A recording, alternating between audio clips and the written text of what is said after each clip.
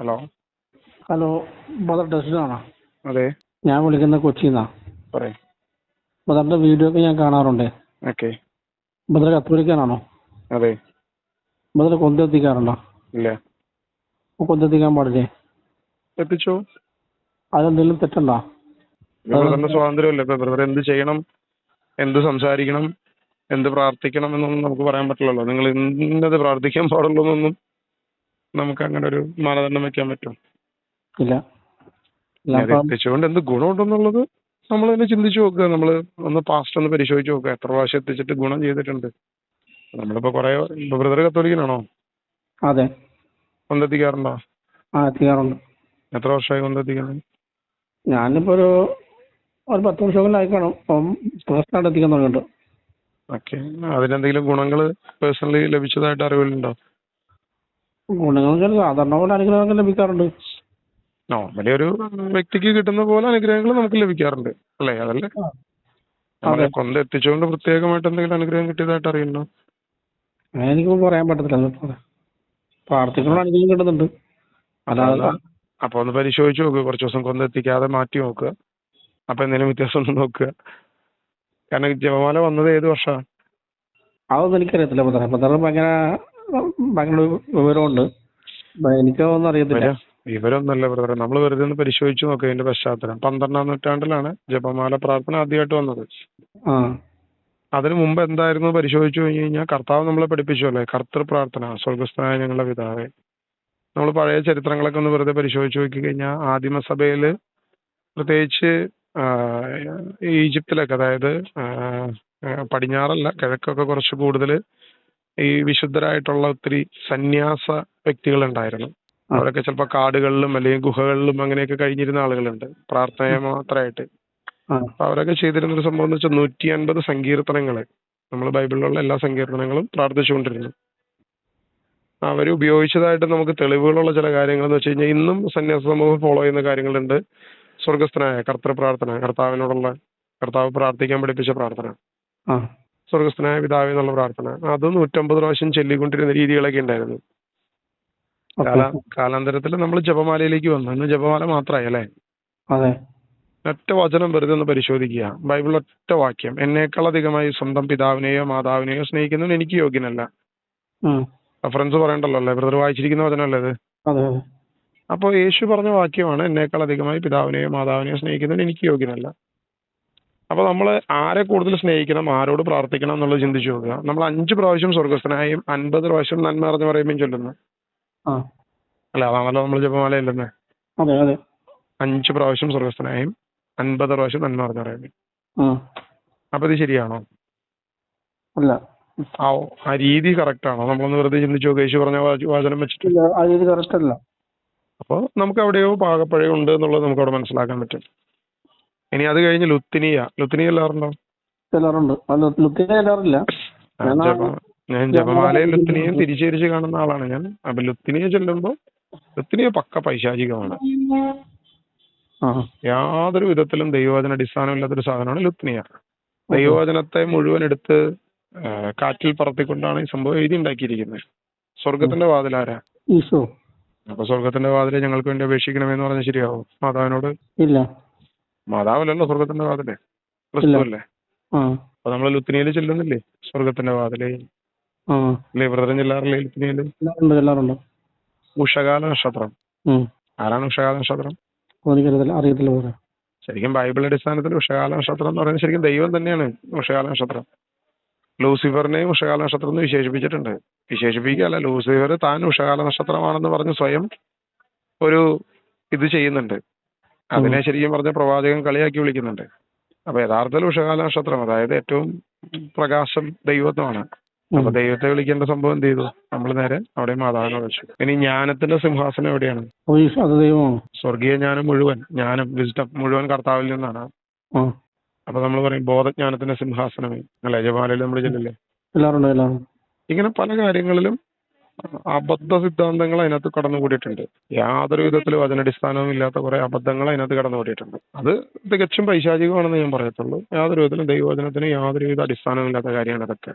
ഏറ്റവും കുറഞ്ഞത് സ്വർഗത്തിന്റെ വാതിൽ ക്രിസ്തുവാണെന്ന്, ഞാൻ സ്വർഗത്തിന്റെ വാതിലാണെന്ന് പറഞ്ഞിരിക്കുമ്പോൾ പിന്നെ നമ്മൾ വന്നിട്ട് പറയാമല്ലോ മാതാവ് സ്വർഗത്തിന്റെ വാതിൽ എന്ന് പറയുന്നത് അതിന് വലിയ അബദ്ധം വേറെ ഇല്ലല്ലോ. അത് ഞാൻ പറയുന്നത് ചെല്ലരുത് എന്ന് തന്നെ പറയുന്ന ആളാണ്. അപ്പൊ ഇതൊക്കെ കത്തോലിക്ക പഠിപ്പിക്കണല്ലോ നമ്മളാണ്. ഏതാണ് ഈ പ്രാർത്ഥന സഭ നമ്മൾ പഠിപ്പിക്കണല്ലേ പറഞ്ഞത്? 12-ാം നൂറ്റാണ്ടില് മരിയൻ പ്രാർത്ഥനകളൊന്നും നിർബന്ധമൊന്നുമല്ല സഭയില്. ഇപ്പൊ ഞാൻ മരിയൻ പ്രാർത്ഥനകൾ ചെല്ലില്ലെങ്കിൽ എന്നെ സഭയിൽ നിന്ന് പുറത്താക്കാനൊന്നും പറ്റുന്നില്ല. എന്റെ നിത്യജീവന്റെ രക്ഷയ്ക്ക് വേണ്ടിയിട്ടുള്ളത് ക്രിസ്തുവാണ് ചെയ്തു തന്നിരിക്കുന്നത്. എനിക്ക് ക്രിസ്തു മതി എന്ന് പറയാനുള്ള സ്വാതന്ത്ര്യം എനിക്കുണ്ട്. അത് ബ്രദറിനുണ്ട്, ഒരു വിശ്വാസിക്കുണ്ട്. മാതാവിലൂടെ എനിക്കൊരു രക്ഷ വേണ്ടെന്ന്, എനിക്ക് ക്രിസ്തുവിനോടുള്ള രക്ഷ മതിയെന്ന് എന്ന് ഞാൻ പറഞ്ഞു കഴിഞ്ഞാൽ എന്നെന്ത് ചെയ്യാൻ പറ്റും? സഭയ്ക്ക് എന്തെങ്കിലും ചെയ്യാൻ പറ്റുമോ? സഭയുടെ ഔദ്യോഗികമായ പഠനം അനുസരിച്ച്, സഭയുടെ കാനോൺ അനുസരിച്ച് ഒന്നും ചെയ്യാൻ പറ്റത്തില്ല. ഇതറിയാത്ത വിശ്വാസികളെ കബളിപ്പിക്കാം, അറിയുന്നവരെ തൊടാൻ പറ്റത്തില്ല. എന്റെ നിത്യജീവനുമായി ബന്ധപ്പെട്ട് ഞാൻ മാതാവിന്റെ കാര്യത്തിൽ യാതൊന്നും വിശ്വസിക്കണമെന്ന് ഒരു നിർബന്ധമില്ല. പറഞ്ഞു മനസ്സിലായോ ബ്രദറിനെ? ഞാൻ മാതാവിനോട് പ്രാർത്ഥിച്ചാലാണോ എനിക്ക് നിത്യജീവൻ വരുന്നത്? നിത്യജീവന്റെ ഉറവിടം എന്താണ്? ദൈവം ക്രിസ്തുവാണ്. അവന്റെ കാൽവരി ക്രൂശാണ് എന്റെ നിത്യജീവന്റെ ഉറവിടം, അല്ലേ? യേശുവാണ് എനിക്ക് വേണ്ടി മരിച്ചത്, മാതാവല്ലല്ലോ. എനിക്ക് യേശു മതി, ഞാൻ യേശു ക്രിസ്തുവിൽ എനിക്ക് രക്ഷ മതി എന്ന് ഞാൻ പറഞ്ഞാൽ, അല്ലെങ്കിൽ ബ്രദർ പറഞ്ഞാൽ, ഏതൊരു ക്രിസ്ത്യാനിയും പറഞ്ഞാൽ അതിന് നിഷേധിക്കാൻ സഭയ്ക്കൊന്നും ആവത്തൊന്നുമില്ല. സഭയ്ക്കൊന്നും ചെയ്യാൻ പറ്റത്തില്ല. കാര്യത്തിൽ സഭ പഠിപ്പിക്കുന്നു. 12-ാം നൂറ്റാണ്ടിൽ ഒരു അച്ഛനുണ്ടായിരുന്ന ഒരു വിഷനാണ് ജപമാല പ്രാർത്ഥന. അത് അതിന്റെ അനന്തരം പിന്നെ അത് പ്രചരിക്കപ്പെട്ടു, അത് പല സ്ഥലങ്ങളിലേക്ക് എത്തി, ലോകം മുഴുവൻ ആ പ്രാർത്ഥന എത്തി. ഇന്ന് നമ്മുടെ വീടുകളിൽ ആ പ്രാർത്ഥന മാത്രമായി മാറി. ശരിയാണ്. വേറെ എന്തെങ്കിലും പ്രാർത്ഥനയുണ്ടോ? ഇല്ല. അപ്പൊ നമ്മള് വൈകിട്ട് ജപമാല ഇല്ലെന്നോ അല്ലേ വീട്ടില്? അരമണിക്കൂറെങ്കിലും എടുക്കും നോക്കിയാ. അരമണിക്കൂർ നമ്മൾ വെറുതെ ഒരു കാൽക്കുലേഷൻ കൂട്ടാണ്. അതിന്റെ അകത്ത് എത്ര മിനിറ്റ് നമ്മൾ ദൈവത്തെ ആരാധിക്കുന്നുണ്ട്? ദൈവത്തെ ആരാധിക്കുന്നതല്ലേ? കാരണം ശരിക്കും ഇത് അപേക്ഷ മാത്രമല്ലേ, ആരാധന വരുന്നേ ഇല്ല.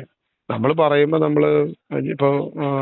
നമ്മളിപ്പോ ജപമാല പറയുമ്പോ പ്രാർത്ഥിക്കുമ്പോ തുടക്കം നമ്മളിപ്പോ ഓരോ രഹസ്യങ്ങൾ നമ്മൾ ഓർക്കുന്നു. ഇപ്പൊ മംഗളവാർത്തയാണോ, അല്ലെങ്കിൽ ഓരോ രഹസ്യങ്ങൾ നമ്മൾ ഓർക്കുന്നു അല്ലേ? മഹിമയുടെ ജപമാലയാണോ, എല്ലാം നമ്മൾ ഓർക്കുന്നു എന്ന് പറയും. ആ പറയുന്ന ഒറ്റ വാക്കിൽ തീർന്നു അത്. പിന്നെ ഇങ്ങനെ നമ്മൾ ഉരുവിടുകയാണ്. ഞാൻ പറഞ്ഞ പറയുന്നത് ഇങ്ങനെ അത് ഒറ്റ പോക്കാണ് പോകും.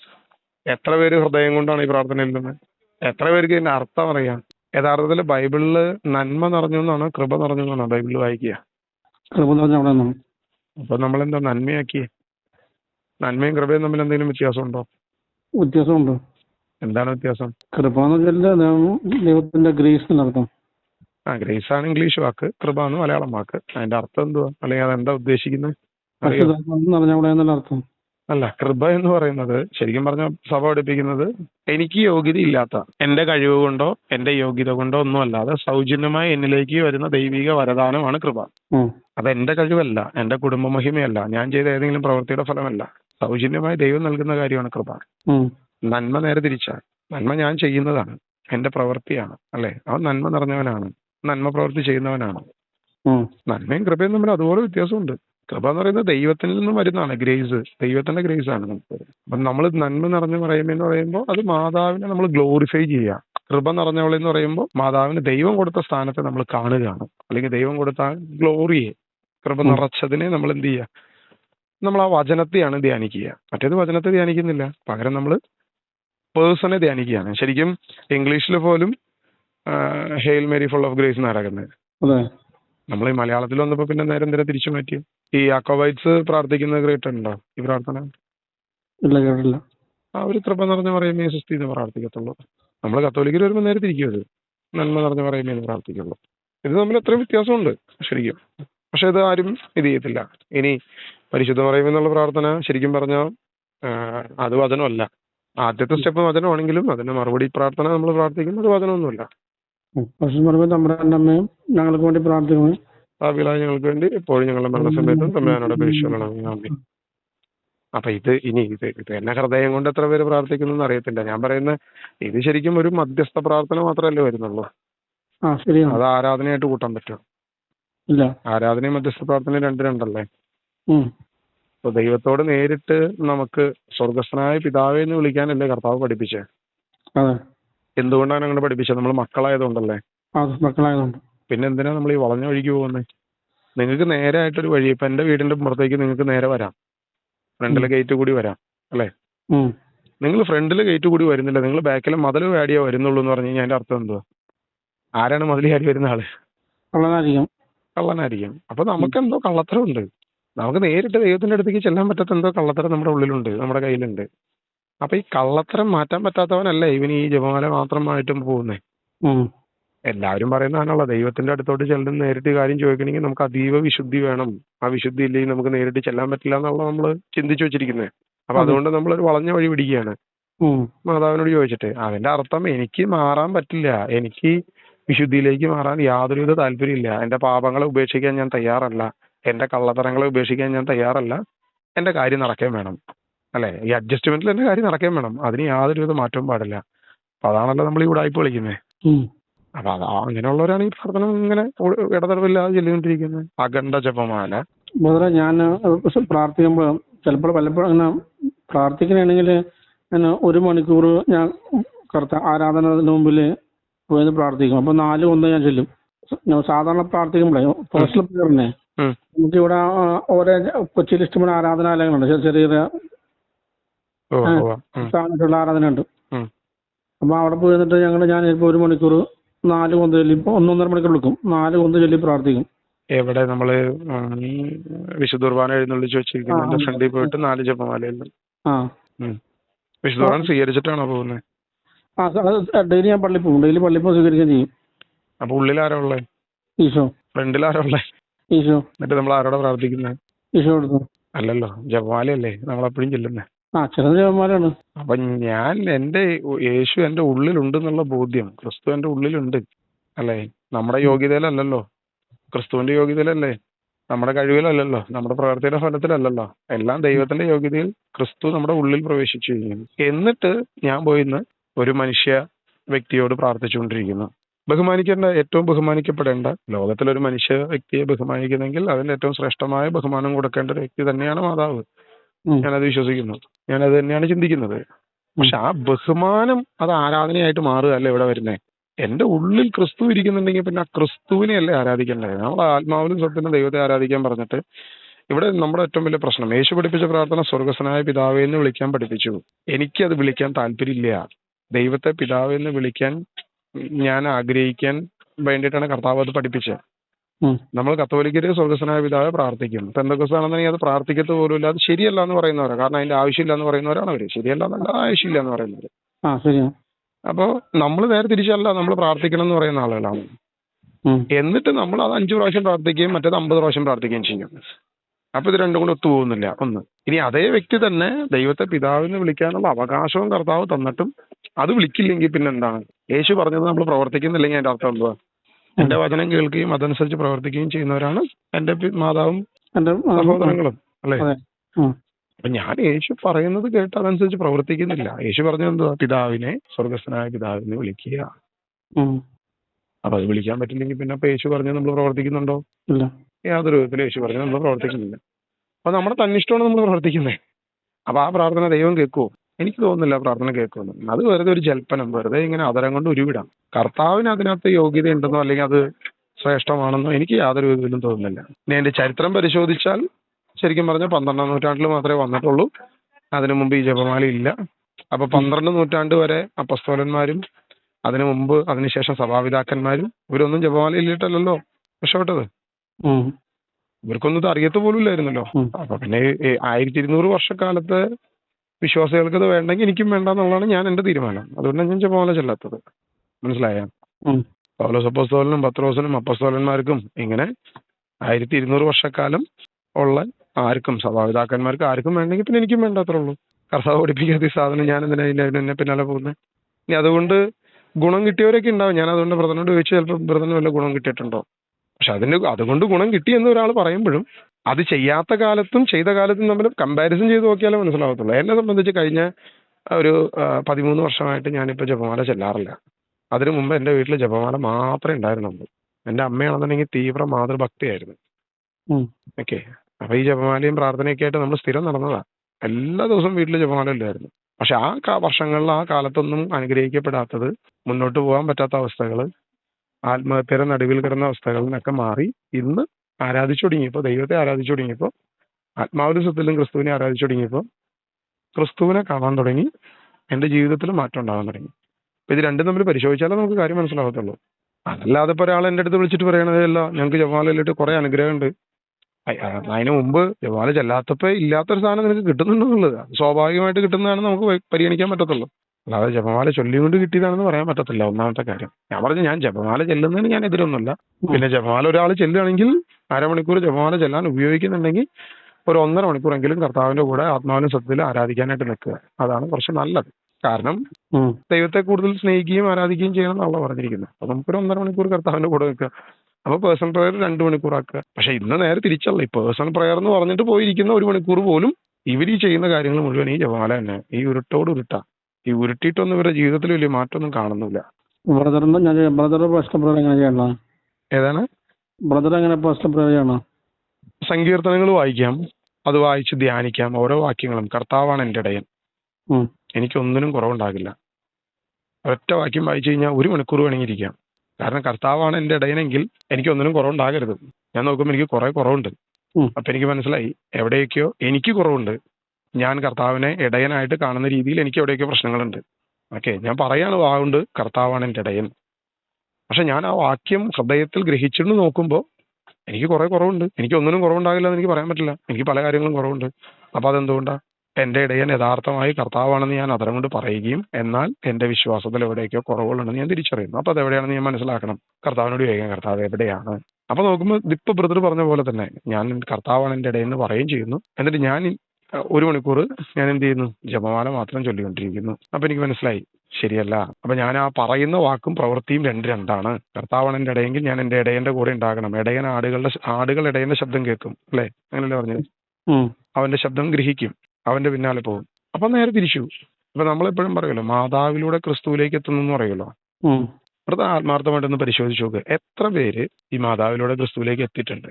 ഇനി എവിടെയെങ്കിലും 1-2 പേര് ഇങ്ങനെ വന്നിട്ടുണ്ടെന്ന് നമ്മൾ വെറുതെ കണക്കൂട്ടുകയാണ്, ചിന്തിക്കുകയാണ്. എന്നിട്ട് വെറുതെ ആ വ്യക്തിയുടെ പാസ്റ്റും പ്രസന്റും ഫ്യൂച്ചറും എടുത്ത് നോക്കുക. ആ വ്യക്തി എന്നെങ്കിലും ഈ മാതാവിനോടുള്ള സ്നേഹം കളയണ്ട, സ്നേഹം അങ്ങനെ നിൽക്കട്ടെ, ക്രിസ്തുവിനെ കൂടുതൽ സ്നേഹിക്കുന്നുണ്ടോ എന്ന് നോക്കിയാൽ അപ്പോഴും ഉണ്ടാവില്ല. ആ വ്യക്തി എന്നും തന്നെയും പിന്നെയും മാതാവിനെ തന്നെ ആയിരിക്കും പിന്നാലെ നടക്കുന്നത്. മാതാവിലൂടെ ക്രിസ്തുവിലേക്ക് വരുന്നു എന്ന് പറയുമ്പോൾ ഒരു ജപമാല ഇല്ലുന്നവൻ കുറച്ച് കഴിയുമ്പോൾ 2 എണ്ണാക്കും, കുറച്ച് കഴിയുമ്പോൾ 4 എണ്ണാവും. പിന്നെ അത് അഖണ്ഡ ജപമാലയാവും. അതങ്ങനെ കൂടും. അതിന്റെ കൂടുതലില്ലെന്നല്ലാതെ അവൻ ആരാധനയോ ദൈവവചനോ ദൈവത്തോടുള്ള കൂടുതലായിട്ടുള്ള ഇതോ തിരിയുന്നുണ്ടെങ്കിൽ ഓക്കെയാണ്. നമ്മൾ ഈ പറയുന്ന സംഭവം ശരിയാണ്. നമ്മുടെ കത്തോലിക്ക സഭയില് ആരാധനയ്ക്ക് ഒരു പ്രത്യേകമായിട്ട് ഫോർമാറ്റ് ഇല്ല. ആരാധനയ്ക്ക് അല്ലെങ്കിലും ബൈബിളിലും കത്തോലിക്ക സഭയിലും ഒന്നിനും നമുക്കൊരു ഫോർമാറ്റ് വെക്കാൻ പറ്റില്ലെന്ന്. ഞാൻ ആരാധന എന്ന് പറയുന്നത് എന്റെ ശരീരത്തെ വിശുദ്ധമായി കാത്തു സൂക്ഷിക്കുന്ന ആരാധന എന്ന് പൗലോസ് അപ്പോസ്തലൻ കൊരിന്ത്യർ ലേഖനത്തിൽ പറഞ്ഞിട്ടുണ്ട്. അപ്പൊ അതൊരു ആരാധനയാണ്. ഇനി വിശുദ്ധ കുർബാന യഥാർത്ഥത്തിൽ ഒരു ആരാധന തന്നെയാണ്. ഞാൻ കർത്താവിന്റെ കൂടെ ഇരിക്കുന്നത്, ധ്യാനിക്കുന്നത്, ആത്മാവിൽ ദൈവത്തോട് ചേർന്നിരിക്കുന്നത്, എന്റെ എല്ലാം ഉപേക്ഷിച്ച് ഞാൻ ദൈവത്തിന് നന്ദി പറയുന്നത്, ഇതെല്ലാം ആരാധനയുടെ പല പല വെർഷൻസ് ഉണ്ടാവും. പ്രാർത്ഥനയും ആരാധനയ്ക്കൊക്കെ നമുക്കിപ്പോൾ ഇങ്ങനെ പോകണം, ഇതാണ് അതിന്റെ സ്ട്രക്ചർ എന്നൊന്നും പറയാൻ പറ്റത്തില്ല. ദൈവത്തെ അറിയുകയും ദൈവത്തെ ആരാധിക്കുകയും ചെയ്യുക എന്നുള്ളതാണ്. ദൈവമായിട്ടുള്ള ബന്ധം സ്ഥാപിക്കുക. ഇവിടെ ബന്ധമില്ലല്ലോ, ഇതിങ്ങനെ വെറുതെ ഇങ്ങനെ ഒരു ജൽപ്പനം മാത്രമല്ലേ ഉള്ളൂ, അല്ലേ? അതല്ലേ സത്യം. ഇന്നത്തെ ഏറ്റവും വലിയൊരു അബദ്ധമായിട്ട് എനിക്ക് മനസ്സിലാകുന്നത്, എനിക്ക് തോന്നുന്നത്, അതൊക്കെ മാറ്റപ്പെടേണ്ട കാലമായി, തിരുത്തപ്പെടേണ്ട ഒരു കാലഘട്ടത്തിലാണ് നമ്മളിപ്പോൾ ആയിരിക്കുന്നത്. ശരിക്കും പറഞ്ഞാൽ ആരും തിരുത്താൻ തയ്യാറല്ല. അപ്പം ഞാനിപ്പോൾ ഇത് പറഞ്ഞു കഴിഞ്ഞാൽ, നമ്മളിപ്പോൾ ഈ സംഭവം ഒരു പൊതുവേദിയിൽ പറഞ്ഞു കഴിഞ്ഞാൽ എന്തായിരിക്കും സംഭവിക്കാൻ പോകുന്നത്? എല്ലാവരും കൂടി ഞാൻ മാതാവിനെ നിഷേധിച്ചു, മാതാവിനെതിരെ പറയുന്നു എന്നൊക്കെ എനിക്ക് പറയാൻ പറ്റേ. ബ്രദറിന് ഇത്ര നേരം സംസാരിച്ചിട്ട് ഞാൻ മാതാവിനെതിരെ എന്തെങ്കിലും പറഞ്ഞു? ഇല്ല. യേശുവിന്റെ അമ്മയെ നമ്മൾ ബഹുമാനിക്കുന്നു, കൊടുക്കേണ്ട എല്ലാ സ്ഥാനവും കൊടുക്കുന്നു. പക്ഷെ യേശു പറഞ്ഞതിൽ അധികമായി നമ്മൾ ചെയ്യും. ഇപ്പൊ ഒരു സ്ത്രീ യേശുവിന്റെ മുമ്പിൽ എഴുന്നേറ്റ് നിന്നിട്ട് പറഞ്ഞു, നിന്നെ ചുമന്ന ഉദരവും നിന്നെ മുലകൂട്ടിയ മുലകളും എത്രയോ ഭാഗ്യവതി. യേശു എന്താ മറുപടി പറഞ്ഞു? എന്റെ വചനം കേട്ടത് പാലിക്കുന്നവൻ അതിലേറെ ഭാഗ്യവാന്മാരാണ്. നേരെ തിരിച്ചല്ല ശരിക്കും നമ്മളിപ്പോ ഈ ജപമാലയുടെ പിന്നാലെ പോകുന്ന നമ്മളെ സംബന്ധിച്ച് നേരെ തിരിച്ചല്ല സംഭവിക്കണ്ടേ?